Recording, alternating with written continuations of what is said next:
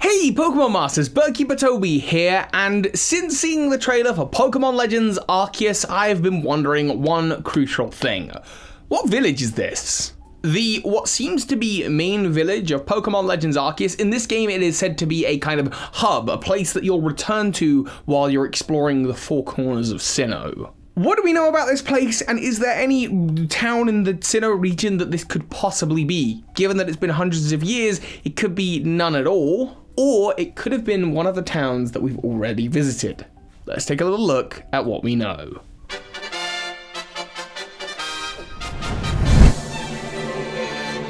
Okay, Pokemon Masters, with this video I want to go through five towns, villages and cities in the Sinnoh region that I think all make good candidates, and I'd love to see in the comments which one, if any, do you think it's the most likely to be.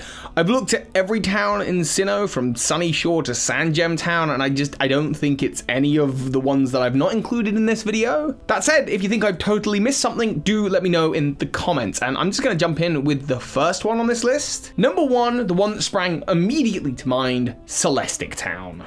Okay, let's just take a quick look at this trailer and everything we know. All we know is that this town is kind of long, I guess. It has this big central narrow street at the end of which is a gate that leads out of the village. We know that people have come from all over to create this town, but we know nothing else. There is not a single shot in the trailer that shows the town in relation to anywhere else in the game. We see shots in the trailer that have Garchomp up at high levels battling against like Lucario and Staraptor, which means shots from the trailer, they're not all from the beginning area, they could be from all sorts of areas of the game. So while there is the one shot of Ancient Dawn kind of walking in front of Mount Cornet with the sunrise or sunset behind her, so we can work out where that shot is, we have no way of knowing where the village is in relation to Mount Cornet. We do, however, know that Mount Cornet plays a big part in the story, and we know that it is your central hub for this game is this town, so the likelihood of it being somewhere central in the region makes sense. And thus, that leads us on quite naturally to Celestic Town, as I mentioned.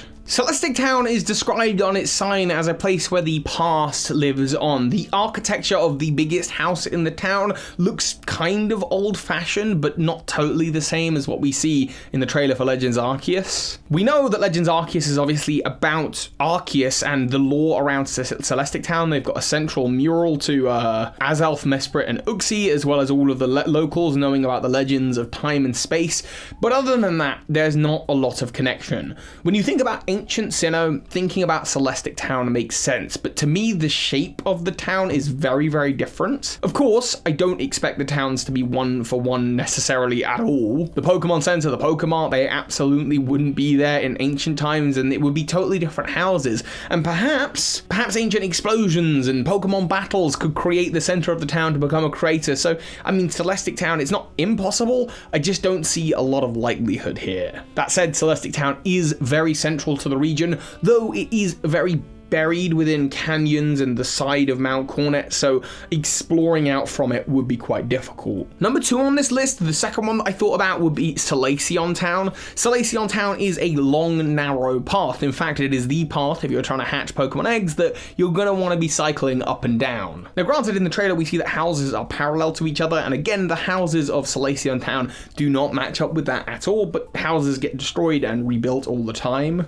And Slahsing Town does have ties to Ancient Sinnoh, having the Slahsing ruins right next to it. On top of that, you've got the daycare center, which for a game that maybe doesn't have a PC, and this is something I'll talk about in another video, for a game that doesn't have a PC that you can easily access, having a Pokemon Ranch as a hub to hold your Pokemon would make sense. That said, other than the fact that there's the Slahsing ruins and the shape of the town is correct, again, there's not a lot of reason to think that Slahsing Town is maybe the one that it is. Though, again, Slahsing Town is very, very central in the region, so maybe it would work. Number three, here is one that I actually think is super, super likely, and that is Eterna City. Eterna, as in eternal, a town that's been around a really, really long time. In fact, there's an NPC outside the Pokemart who even says that they say it's an old town. It's been around for a while, and there's the big statue to Dialga and Palkia that is standing right there in the center of town. But the statue doesn't represent Dialga or Palkia, it represents both. As in, it's a statue for the Pokemon of creation, Arceus.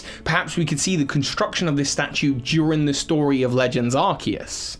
Additionally, while it's all high-rises and big busy buildings now, there's an old man in the town who says that this town is nothing like it looked like back in the day. Wow, sorry, I got really tongue-tied there. It's nothing like how it looked back in the day, and I mean, you can say that again. Additionally, it is a long, narrow street with a gate at the far end of it. And, as a matter of fact, more evidence for this, it is a town where Professor Oak has a little house, and I guess maybe that indicates that there was once a Pokemon lab there, which was maybe a traditional thing passed down from ancient times when the Pokemon professor of the region lived in this town. And if the theory about Cyrus and Team Galactic and the ties to the uniform they wear makes sense, then it would make sense as to why there is a Galactic building, an old Galactic building which isn't their new headquarters, which is in Veilstone. Perhaps this is why Cyrus went back there, because it's like home away from home. Eterna City is actually my favorite on this list, but we've got two more to explore. Number one, this one doesn't have a lot of evidence, Snowpoint City. Snowpoint City is obviously